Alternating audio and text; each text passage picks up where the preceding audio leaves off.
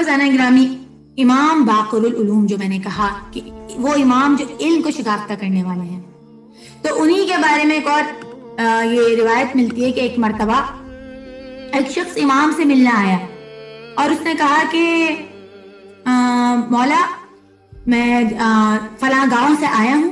تو امام نے ایک اس کے ساتھی کا حال پوچھا کہ فلانی کا کیا حال ہے. تو کہا امام میں تو اس کو بہت خوشباش اچھے حال میں ہے، بہت اچھی طرح اس کو خوشباش چھوڑ کر آیا. تو امام نے کہا جیسے ہی تم سفر کے لیے نکلے ہو 2 دن پہلے اس کا انتقال ہو گیا.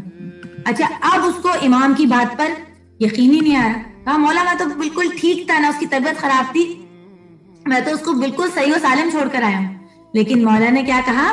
مولا نے کہا نہیں، اس کا انتقال ہو گیا. اور اب یہ شخص ہے یقین ہی نہیں کر رہا. پھر مولا نے اسے کہا کہ اے شخص یاد رکھو جو تمہارا وقت کا امام ہے وہ حاضر و ناظر ہوگا.